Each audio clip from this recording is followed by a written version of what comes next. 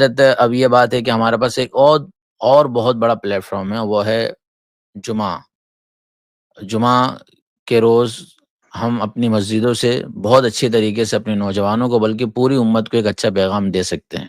تو آپ سے سوال یہ ہے کہ جمعہ کے اندر علماء کو کیا کرنا چاہیے، کس طرح ان کو تیاری کرنی چاہیے، اور میں چاہوں گا کہ بہت اچھے طریقے سے ان کو آپ گائیڈ بھی کریں، جو اس وقت وہ غلطیاں کر رہے ہیں ان کی طرف بھی رہنمائی فرمائیں، اور ان کو کیا کرنا چاہیے، وہ اپنے حال کو اور مستقبل کو کس طریقے سے کس عنوانات کو لے کر بہتر کر سکتے ہیں، کس سے ان کو نکلنا چاہیے اور کیا کرنا چاہیے۔ جی، اس کے لیے میں ہمیشہ یہی کہتا ہوں کہ ابھی میں نے بتایا کہ تبلیغ کے کام کا مقصد ہے دین سیکھنا۔ لوگ جمعہ میں ہمارے پاس آتے ہیں، وہ دین سیکھنے کے لیے آتے ہیں۔ ظاہر سی بات ہے وہ قصہ سننے کے لیے نہیں آتے ہیں، وہ ہمارے پاس آ رہے ہیں تو دین سیکھنے کے لیے آ رہے ہیں۔ تو ہماری ذمہ داری ہے کہ ہم دین سیکھا ہے۔ جمعہ کا پلیٹ فارم بہت بڑا پلیٹ فارم ہے، اس لیے سب سے پہلے تو جو انتظامیہ ہے اس کو یہ کوشش کرنا چاہیے کہ جمعہ کا بیان 15 یا 20 منٹ زیادہ سے زیادہ اتنا ہونا چاہیے۔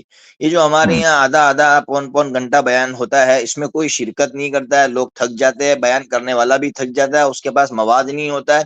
اس لیے 15-20 منٹ کا بیان ہو، اس میں سب سے پہلے میں خود کوشش کرتا ہوں کہ سب سے پہلے میں ایک دعا سکھاتا ہوں کہ بھائی دیکھو، کھانے سے پہلے یہ دعا ہے یا وضو کے درمیان کی یہ دعا ہے، اب آپ پورا ایک ہفتہ اس کو یاد کیجئے۔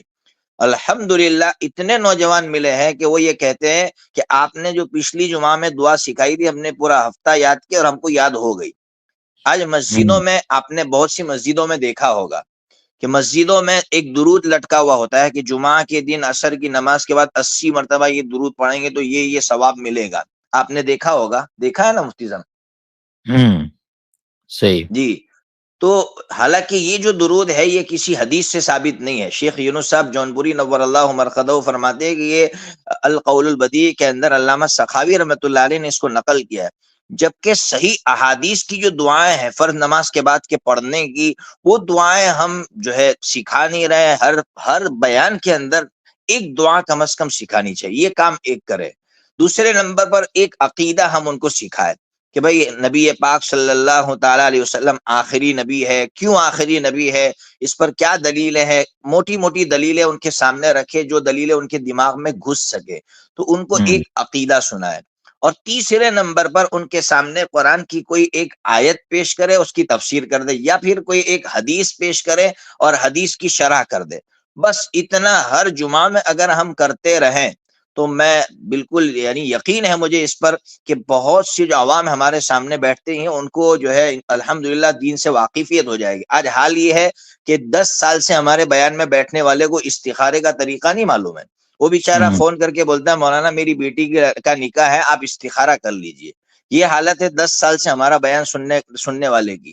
اس لیے ہمیں سکھانا پڑے گا۔ تو ہر بیان میں ہمیں جیسے ایک دن استخارے کا طریقہ سکھا دیا، ایک دن بھائی نماز جو ہے یہ صلاۃ التسبیح اس طرح پڑھتے وہ سکھا دیا، تو ایک مسئلہ بتا دے، ایک دعا سکھا دے، ایک عقیدہ بتلا دے، اور قرآن کی کوئی ایک آیت یا ایک حدیث پڑھ کے ان تک پہنچا دے، تو انشاءاللہ اس پلیٹ فارم سے لوگوں کے اندر بیداری پیدا ہوگی، لوگ دین سیکھنا چاہیں گے۔ میں نے جب یہ طریقہ شروع کیا، الحمدللہ کئی نوجوانوں نے دین سیکھنا شروع کیا اور ان کے اندر دین سیکھنے کا جذبہ پیدا ہوا۔